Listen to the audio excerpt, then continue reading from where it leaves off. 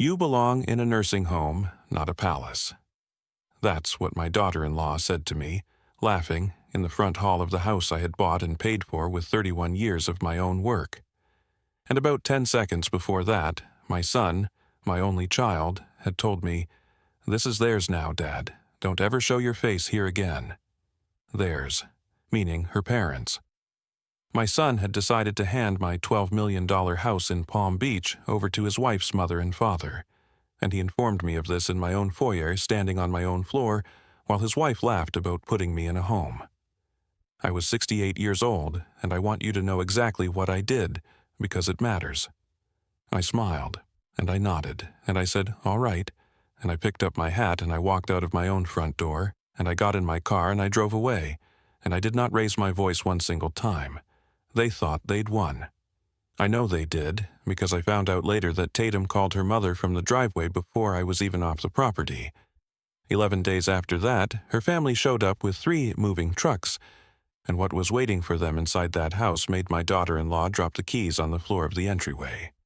Literally, drop them. I was standing about 15 feet away and I heard them hit the marble. But I'm getting way ahead of myself, and none of this means anything to you unless I tell it in order, because you need to understand how a man loses a house he never actually lost, and what was on the other side of that door when they opened it. And I promise you right now, it is not what you think, and it is not money. So stay with me. And if you've ever been treated like an inconvenience by somebody who was busy spending an inheritance you hadn't given them yet, reach down and hit subscribe before we go one step further. Because this is a story about a man who was told he belonged in a nursing home instead of a palace, and about what he decided to do with the palace. And I promise you, the part where those keys hit the floor is worth the wait. Let me back up. My name is Barrett Locke. I'm 69 years old now. All of this happened last year when I was 68. I want to start with how I got that house, because everything about this story depends on it. I did not inherit money. My father drove a delivery route and my mother did payroll for a school district, and we were fine, and we were not rich, and nobody in my family had ever owned anything worth insuring. I went to a state school on a partial scholarship and a summer job, and I came out and I went into industrial supply, pumps, valves, fittings, the deeply unglamorous plumbing of American manufacturing. And I was good at it. I spent 11 years working for other people and learning the business, and then at 33, I mortgaged everything I had and bought out a failing regional distributor, and I spent the next 31 years building it into something. Not a household name. Nobody's ever heard of it. But by the time I sold it, it was doing serious volume across 6 states and employed 411 people. I sold that company when I was 64, and that is where the money came from. All of it. 31 years, and then one Tuesday afternoon and a signature, and I bought the villa in Palm Beach. I want to be honest with you about that purchase because I've had a lot of time to think about it, and I'm not sure I come out of it looking as good as I'd like. Coralie, my wife, had wanted a house on the water her entire life. Her whole life. She grew up in Ohio, and she had a picture torn out of a magazine when she was 19 years old, of a white house with palm trees and a blue pool, and she kept that picture. For 40-some years, through every lean stretch and every one of those brutal early years when I was on the road 200 nights a year, she kept that picture in a drawer. I want to tell you about that picture because I still have it. It was torn out of a magazine, and it had gone soft as cloth from being handled, and there was a fold across it where it had been in a drawer for 4 decades. And she never once, not one single time in 41 years, asked me for it. She never said, "When are we getting my house?" That was not who she was. She'd just take it out sometimes, usually in the winter, usually when things were hard, and look at it for a minute and put it back. I used to think that was patience. I've since decided it was something sadder than patience. I think my wife had quietly worked out, somewhere around year 15, that she was married to a man who was going to be somewhere else for most of her life, and that picture was how she kept a version of the future where that had been worth it. So when the money came, I bought her the house in the picture. Near enough. $12 million, white, palm trees, a pool that looked out at the water. And here's the part I'll answer for. I bought it too late. Coralie was already sick when we closed. We found out about 6 weeks after we moved in, and she got 14 months in that house, some of them good, most of them not, and then she died in the upstairs bedroom, in the house she'd wanted her whole life, and I sat there on the edge of that bed and understood, far too late to do anything about it, that I had spent 31 years buying a woman a house when what she wanted was a husband who came home. I'll tell you the one good thing from those 14 months, and then I'll leave it alone. There was a stretch in the second spring, maybe 5 weeks, where she felt genuinely well, and every single morning of those 5 weeks I carried a chair down to the seawall at the bottom of the lawn, and she sat in it with coffee and watched the water, that's all. Every morning. And on about the third one she said to me, "Barrett, this is the most time you've spent in one place since 1987. And she was laughing when she said it, and it went through me like a nail, because she was right and we both knew what it had cost. 31 years I was gone, and I got 5 weeks of chairs by the water. That is the entire reason this story ends the way it does. Everything I did later, I did because of those 5 weeks and what they told me about what a house is actually for. That was 3 years before all this happened. Now, let me tell you about my son. Chase is 39. He is my only child, and I love him, and I want to say that clearly right at the top because of everything I'm about to tell you. Chase never had to want for anything, and that is my doing, not his. By the time he was old enough to notice, I was successful, and I was also absent, and I did the thing that absent, successful fathers do. I paid. School, cars, an apartment, a wedding, a business idea of his that lasted 19 months and cost me $240,000, a second business idea that never got past a logo. He is not stupid, and he is not lazy, exactly.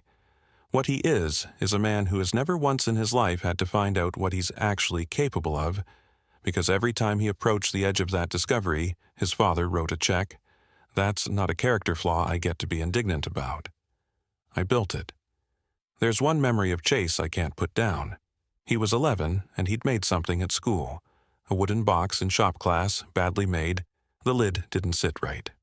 And he brought it out to show me, and I was on a call in the kitchen with a distributor in Tulsa, and I put my hand out flat, like this, meaning wait. And I finished the call. And it was maybe 4 minutes.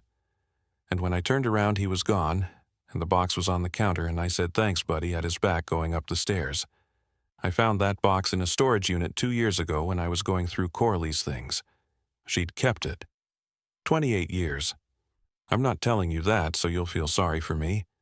I'm telling you because when people ask me how my son turned into a man who'd hand his father's house to somebody else, that's the honest beginning of the answer, and it's got my fingerprints on it. He married Tatum 8 years ago. She was 35 when this happened. And I'll be honest, I've heard a lot of men tell stories about their terrible daughters-in-law, and I've always assumed there were two sides. So, I want to be measured. Tatum is not stupid either. She is ambitious in a way my son isn't, and she came from a family that didn't have much, and I understand wanting.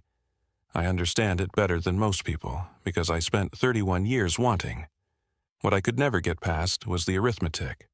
From the first year, I could see her running it. Not cruelly, just constantly. Every conversation with me had a purpose. Every visit had an ask in it somewhere, usually around the coffee. And after Coralie died, the arithmetic got faster. Because after Coralie died, I made a mistake. I was 65 years old, and I had just lost my wife of 41 years, and I was living alone in a $12 million house with 11 rooms I never went into. And I was drowning. I don't have a better word. I'd wander that house at 3 in the morning. I ate, standing up over the sink. Inez, I'll get to Inez, she matters. Inez would come in on Mondays and find the same plate in the same place. And Chase said, "Dad, why don't we move in? Just for a while. You shouldn't be alone in here." And I said yes. I want you to hear that, because I think there are people watching this who have said yes to something similar, and I want you to know I don't think we were stupid. I think we were lonely, and being lonely makes you generous in ways that people who are doing arithmetic can use. So they moved in. And for about 6 months it was genuinely good. It was noise in the house. It was somebody else's coffee cup in the sink. I liked it. And then it turned so slowly that I couldn't point to the day. The first thing was the study. I had an office on the ground floor, and Tatum wanted to redo it as a nursery/guest room, and I said fine, and my desk went into the garage. Then the art. Coralie had picked every piece in that house, and over about a year, most of it came down and went into storage and got replaced with things Tatum liked better. I said nothing. It's paint on canvas. She's alive, and my wife isn't. There was one afternoon that I should have understood at the time and didn't. I came into the kitchen and Tatum had a woman with her, a designer, and they had swatches out on the island, and I said something friendly about it, and the designer turned to me and said, "Oh, are you the father-in-law? It's so nice you're able to stay with them." Stay with them. And Tatum did not correct her. She let it sit. And then she said, "Barrett, we're almost done in here, do you mind?" Do you mind? In my kitchen. And I said no, of course not. And I took my coffee and I went out to the pool like a guest who'd been asked to give the family some privacy. That's how it goes. It is never one big theft. It is 40 small ones, and every single time saying something would make you the difficult one, so you don't. And then one day you look up and you live in the back. Then it was the guest house. They came to me together, which they always did when it was something significant, and they explained that with the baby coming, there was a baby coming, my granddaughter, who is 2 now, it would make more sense for me to take the guest house at the back of the property. More privacy, quieter for me, better for everybody. And the guest house is very nice. It's nicer than any place I lived until I was 50. That's not the point. The point is that I moved out of the main house I had bought for my dying wife into the back at 66 years old, and I told myself it was my idea, and once I was out there, I stopped being consulted about anything. Contractors would show up, and I'd walk over and ask what was happening and get told, pleasantly, that it was handled. Chase started referring to it as our place in front of me, and then to guests, and then, eventually, to me, without even the small courtesy of catching himself. And here's the thing I want to be precise about because it's the legal spine of this whole story. That house was mine, solely, entirely. There was never a moment when it was not. My name, and only my name, bought with a wire transfer from the sale of a company I built. No mortgage, no partnership, no trust, nothing. I had never signed one document giving my son any interest in that property, not one. He simply began to behave as though it were his, and when nobody corrected him for 2 years, he stopped believing it was a question. Now, let me tell you about the night I heard them. It was a Thursday in March. I'd walked up to the main house around 9 to get a book out of the shelf in what used to be my study, and I came in through the kitchen door, which I always did, and they were in the dining room with a bottle of wine and Tatum's parents on the speakerphone. And I stopped in the dark of that kitchen and I listened to my son and my daughter-in-law plan my life. Gil and Vonda Renshaw were selling their place up in Port St. Lucie. And the plan, already well along, from the sound of it, they were talking about timing and which bedrooms, was that Gil and Vonda would move into the main house. Into the front rooms. My rooms. Coralie's rooms. And Vonda's voice came out of that speaker asking, "And what about Barrett?" And I heard my daughter-in-law say, "Oh, he's happy back there. And honestly, long term, there are some really beautiful places down here, like a Bonaventure or a Whitmore type of place. He'd have people his own age," and I heard my son, say, "Yeah, probably a year or two. Probably a year or two." I stood in that dark kitchen at 68 years old, and I did not make a sound. I stood there, and I listened to them discuss which facility to put me in the house I bought, while my wife's painting sat in a storage unit in Riviera Beach. And I'll tell you the exact thing I felt, and it surprised me. It was not rage, it was clarity. It was the cleanest feeling I've had in my entire life. It was like somebody turned a light on in a room I'd been feeling my way around for 3 years. Because in that moment I finally understood something I had been refusing to understand since Coralie died. My son was not going to become a different person. I had been waiting for that. 3 years, and probably 20 before that, I had been waiting for Chase to turn into the man I kept telling myself he was underneath. And standing in that kitchen, I finally accepted that the man in the dining room was the finished product, and that I had made him, and that no amount of additional money was going to fix a problem that money had caused. I got my book. I went back to the guest house. I did not say a word. And the next morning I called a lawyer. Now, let me tell you about Constance Boyle, because she is the reason this story has the ending it has. Constance is in her late 50s, and she does estate and elder law, and she was recommended to me by the man who'd handled the sale of my company. Importantly, by somebody with no connection to my son whatsoever. That turned out to matter, and it's the first piece of advice I'd give anybody. When you get a lawyer for something like this, do not use the one your family knows. I sat in her office and I told her the whole thing, and when I finished, she asked me a question nobody had asked me in 3 years. She said, "Mr. Locke, what do you actually want?" And I sat there, and I could not answer her, because I had spent 3 years being managed, and the strange, terrible thing about being managed is that you stop generating wants of your own. You just react to other people's plans for you. And Constance let that silence sit for a good long while. And then she said, "All right, different question. If the house were gone tomorrow, just gone, what would you miss?" And I said, "Nothing." And I heard myself say it, and I realized it was true. There was nothing in that building I wanted. My wife wasn't in it. Her art wasn't even in it. It was 11,000 square feet of somebody else's idea of a life, and I hadn't slept a night in it in 2 years. And Constance said, "Then let's talk about what it could do instead." Now, I want to walk you through what I actually did, carefully, because this is the part people get wrong when they tell this story back to me, and because it's completely legal and completely boring, and that is exactly why it worked. Over the following 11 weeks, I made a charitable gift of that property. That's it. That's the whole trick. There was no revenge scheme. There was no trap. A man who solely owns a piece of real property is allowed to give it away, and I gave mine away. I gave it to a foundation. And here's what the foundation does, and here's why I chose it. And I want to take a second on this because it's the heart of the whole thing. There's a real and quiet crisis in this country around old people who have money on paper, and nobody in the world who actually wants them. And there's a second one, which is people who are caring for aging parents and are being destroyed by it, financially, physically, in their marriages, because respite care is unaffordable, and there's essentially nothing between manage it alone and institution.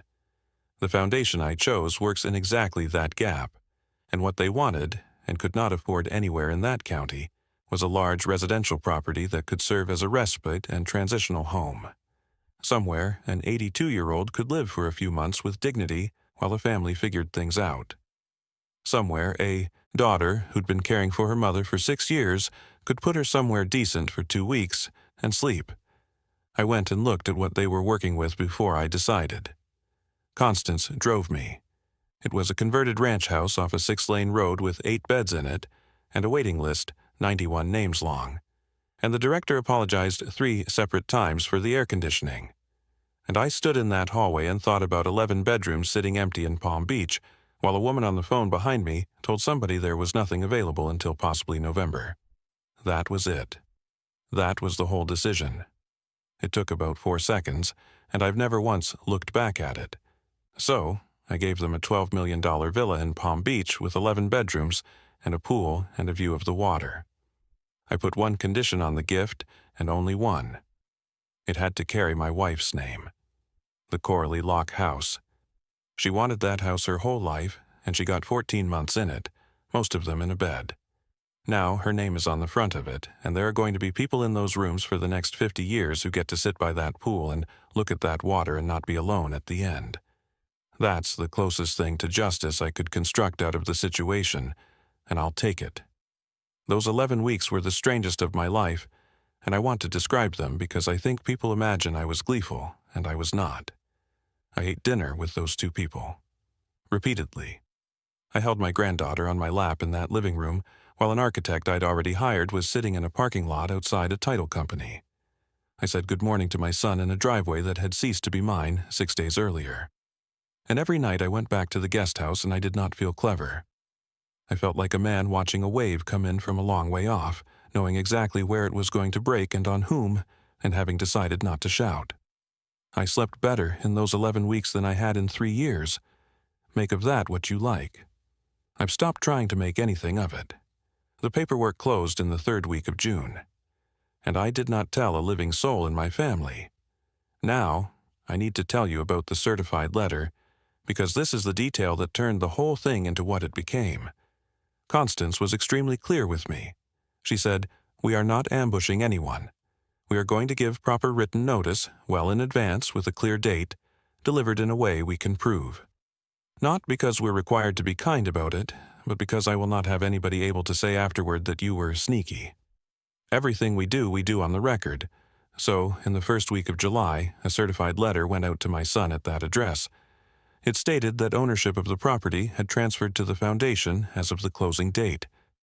It stated that the foundation had granted him and his household a courtesy occupancy period, and it gave a specific date by which the property needed to be vacated. It was polite, it was extremely clear, and he signed for it, and we have his signature. And now, here is what Chase Locke did with that letter. Nothing. He told no one. He did not tell his wife, he did not tell her parents, who were at that moment under contract to sell their house in Port St. Lucie. He read a certified letter informing him that the villa now belonged to a charitable foundation, and he decided, and I have thought about this for a year, and I believe I understand it. He decided that it was a bluff, that it was Dad being emotional, that he would drive over and talk to his father and it would get sorted, the way everything in his entire life had gotten sorted. He never came. I want to say that again because it's the saddest sentence in this whole story. My son received a letter telling him he was losing a $12 million house, and he did not think it was worth a 20-minute conversation with his father. Instead, he waited. And while he waited, his in-laws sold their house. Now, let me tell you about the afternoon in the foyer because that's where this started. It was the 2nd week of August, and by then the foundation was moving. Surveys, contractors, an architect walking the property with a clipboard. And I was up at the main house that afternoon because I was meeting the project manager. And Chase came out into the front hall and asked me what all these people were doing on the property. And I said they were with the foundation. And he said, and I could see he'd decided this was the moment to end the nonsense. He said, "Dad, we need to be straight with each other. This has gone far enough. Gil and Vonda close on their house in 3 weeks. They're moving in here. This is theirs now. And honestly, at this point, don't ever show your face here again unless you're invited."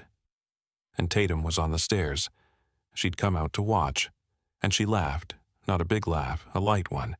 The kind you use when the outcome was never in doubt. And she said, "Barrett, come on. You belong in a nursing home, not a palace." And I looked at the two of them. And I want to be very honest about what I felt, because I don't think it's what people expect. I did not feel triumphant. I knew exactly what was coming, and I did not enjoy it.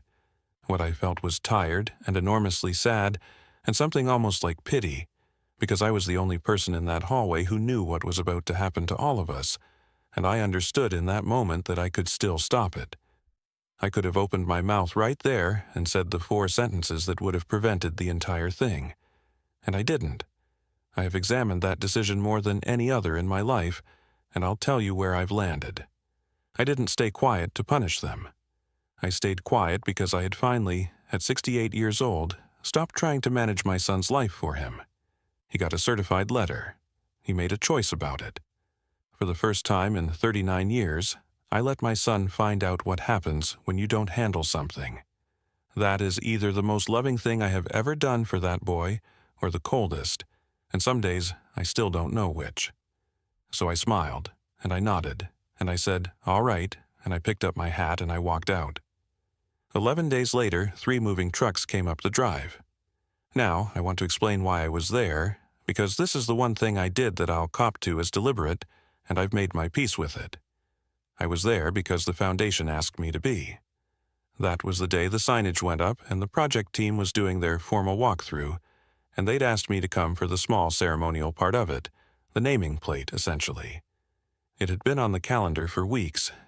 Did I know Gil and Vonda were closing around then? Yes. Did I know it was the exact same morning? No, I did not, and that is the honest truth. But I'd be lying if I said I was sorry when the trucks came up that drive. I'm not that good a man. Here's what was in that house that morning. 6 people from the foundation, including their executive director, an architect and 2 contractors, with the drawings spread all over the dining room table, a project manager with a hard hat on, my attorney, Constance Boyle, in a suit, with a folder, because she does not miss things, and a deputy from the sheriff's office. Not because anybody expected trouble, but because Constance had made a formal request for a civil standby, which is an ordinary thing you can do when a property transfer involves people who might not have gotten the message.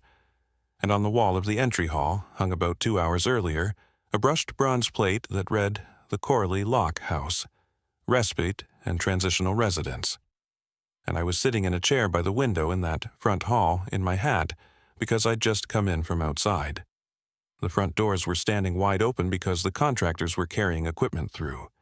So the Renshaws didn't even have to knock, they just walked in. Gil first, then Vonda, then Tatum with the coffee in one hand and the keys in the other. And they came into that entry hall talking, mid-conversation, the way you do when you're arriving somewhere you own. And they stopped. I want to describe this accurately because it happened in stages, and it took maybe 8 seconds total. First, they saw people, a dozen strangers, hard hats, drawings on the table, a man in a sheriff's uniform standing by the dining room door. And Vonda said, "Oh, sorry, are we the way you do when you think you've walked into the wrong event?" Then Tatum saw me, sitting in a chair by the window. And I watched her face do something complicated, because I was not supposed to ever show my face there again. And there I was in a chair like I'd been waiting 11 days, which in a sense I had. And then she saw the plate on the wall. I was watching her eyes when she read it. I saw them go across it and then go back to the beginning and read it again, the way you do when the words don't assemble the first time. The Corley Lock House.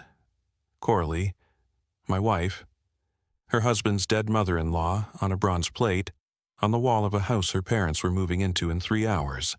And I want to be precise about the order of it, because it's the order that did the damage. She did not read that plate and think, "We've been cheated." That would have been survivable. What she read, standing in a doorway with her parents behind her and their house already sold, was proof that the entire thing had been settled and finished and hung on a wall in bronze, and that the finishing had taken months. Bronze doesn't happen overnight. Bronze is a lead time. And if it had taken months, then somebody had known for months. I watched her get all the way to the end of that thought while she was still standing on the mat. And that's when she dropped the keys. They hit the marble, and they were loud.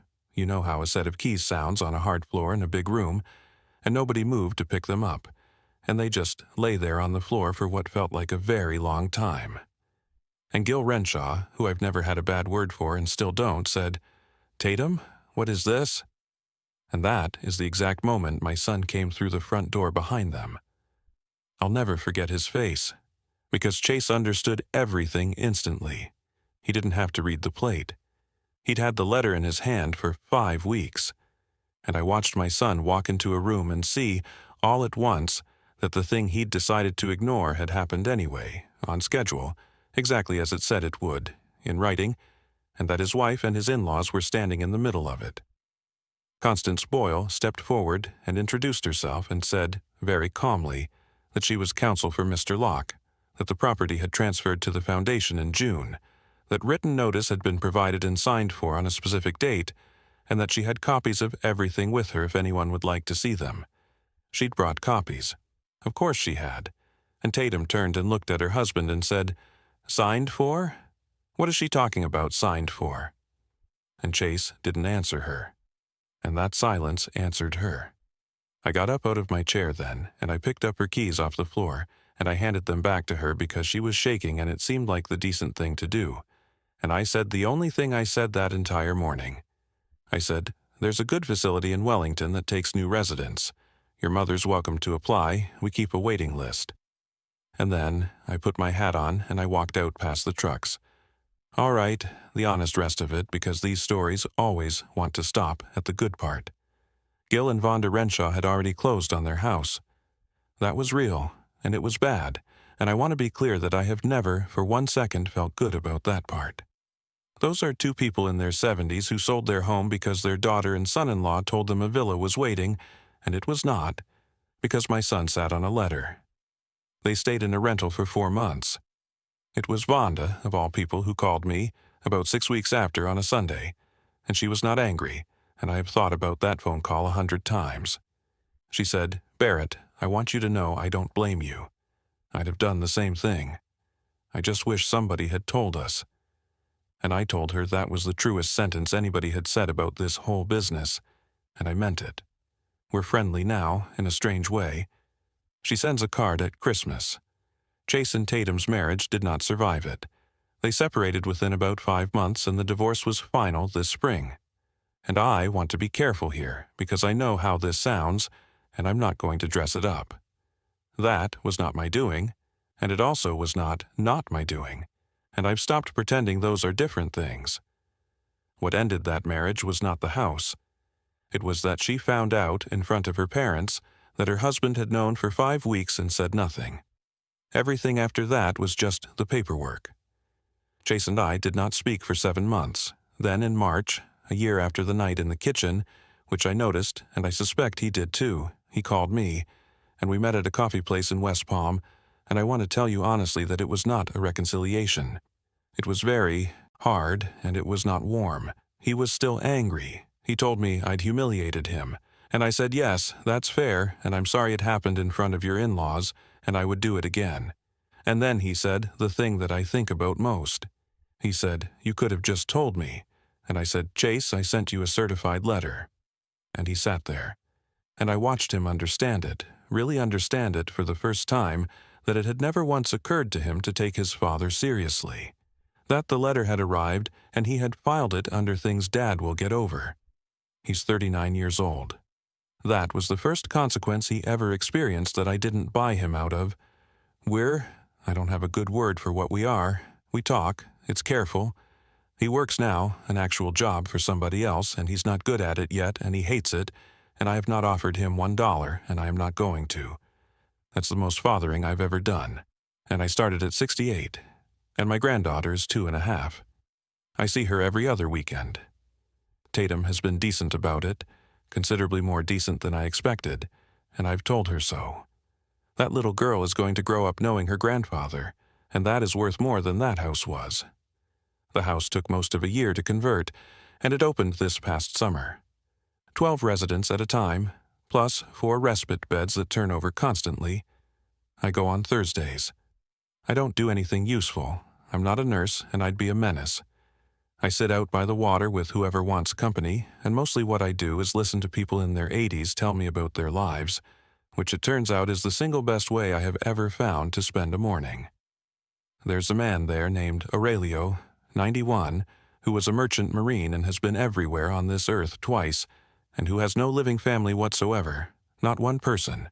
And every Thursday he asks me the same question when I sit down, which is, "Barrett, what's the news?" And I tell him the news. That's it. That's the whole friendship. He sits in the chair by the seawall, the same spot. I've never told him about the 5 weeks, and I never will.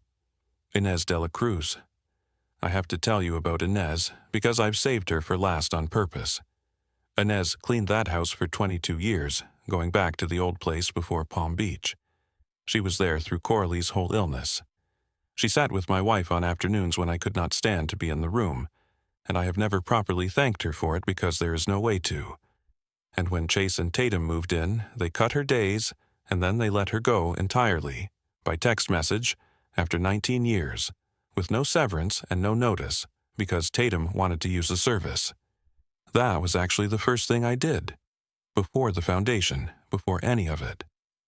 That was week 1 with Constance. I set up an annuity for Inez, a real one, funded, monthly, for the rest of her life, plus her health coverage. It is by an enormous margin the best money I have ever spent, and it did not require anybody to lose anything. She works at the house now, if you can believe it. The foundation hired her as their residence manager, entirely on their own because I gave them her name and got out of the way.